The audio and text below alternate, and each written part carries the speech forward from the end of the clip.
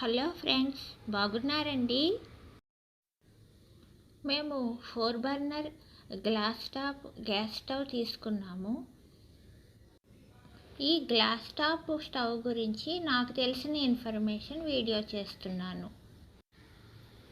మిమ్మల్ని కూడా ఈ బ్రాండ్ తీసుకోండి, ఈ స్టవ్ తీసుకోండి అని చెప్పడం నా ఉద్దేశం కాదు. కేవలం ఇన్ఫర్మేషన్ కోసం మాత్రమే చేస్తున్నాను. ముందుగా మా కొత్త స్టవ్ అన్బాక్సింగ్ చూడండి.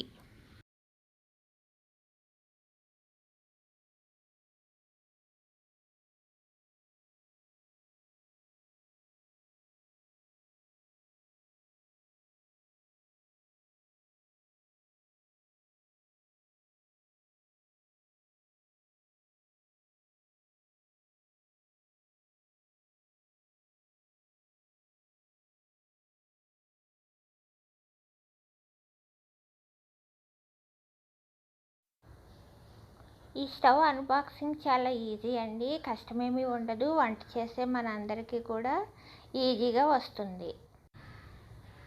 మేము తీసుకున్న స్టవ్ బరువు 11.5 kgs ఉంది.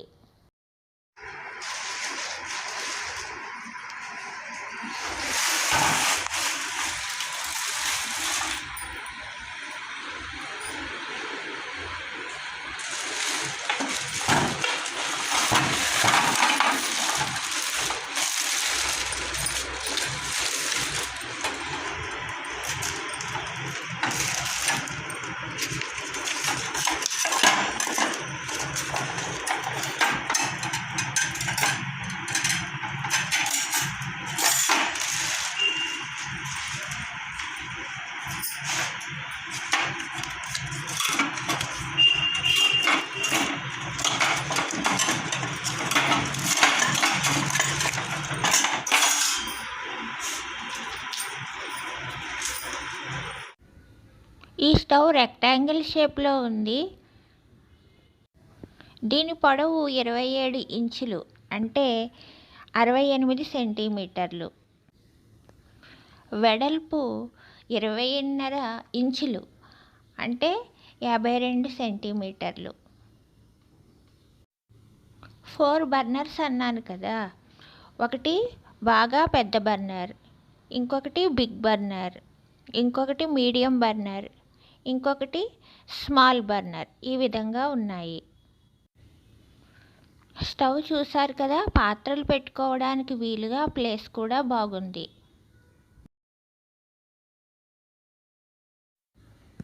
ఇప్పుడు గ్యాస్ కనెక్షన్ ఇచ్చి ఎలా వెలుగుతుందో చూద్దాం రండి.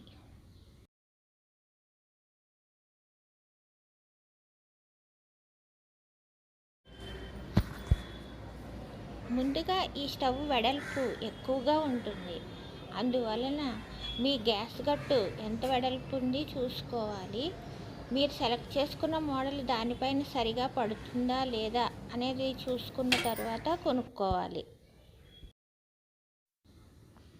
దీనికి లైటర్ అవసరం లేదు. ఆటోమేటిక్గా మనం ఆన్ చేసినప్పుడు ఫ్లేమ్ వస్తుంది. గ్లాస్ టాప్ కదా, తీసుకోవాల్సిన జాగ్రత్తలు కూడా ఉన్నాయి.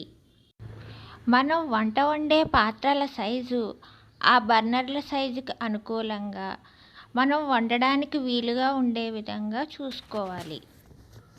ఏ విధంగా స్టీల్ గ్లాస్ కన్నా గాజు గ్లాస్ను జాగ్రత్తగా చూసుకుంటామో అదే విధంగా ఈ స్టవ్ను మెయింటైన్ చేయాలి. గ్లాస్ టాప్ మందం తిక్కుగా ఉన్నదే కొనుక్కోండి.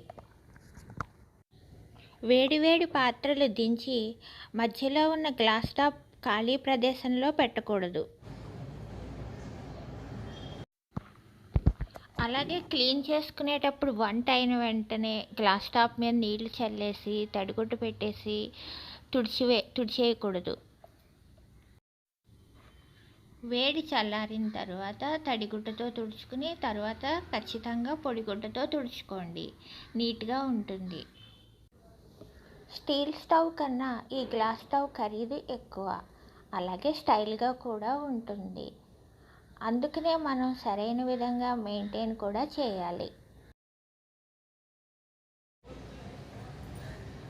అలాగే వంట చేస్తున్నప్పుడు కూడా పదార్థాలు స్టవ్ మీద పడతాయి. అప్పుడు కూడా పొడిగుడ్డతో మాత్రమే తుడవండి. తడిగుడ్డతో తుడిస్తే మీ స్టవ్ పాడవుతుంది, అలాగే మీ వేళ్ళకి కూడా వేడి ఆవిరి వస్తుంది. ఫ్రెండ్స్, వీడియోను లైక్ చేయడం, సబ్స్క్రైబ్ చేయడం మర్చిపోకండి.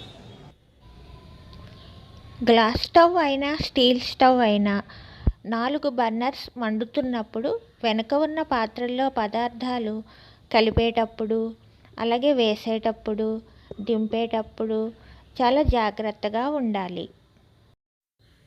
ఎందుకంటే స్టవ్కి మనం బాగా దగ్గరగా ఉంటాము. ఉద్యోగస్తులకి, అలాగే ఉదయాన్నే లంచ్ బాక్సులు సిద్ధం చేయాలన్నా, ఒకేసారి ఎక్కువ పదార్థాలు వండాలన్నా, కొంతమందికి గెస్ట్లు ఎక్కువ వస్తూ ఉంటారు. అలాంటి వారికి ఈ విధంగా 4 బర్నర్ స్టవ్ అనుకూలంగా ఉంటుంది.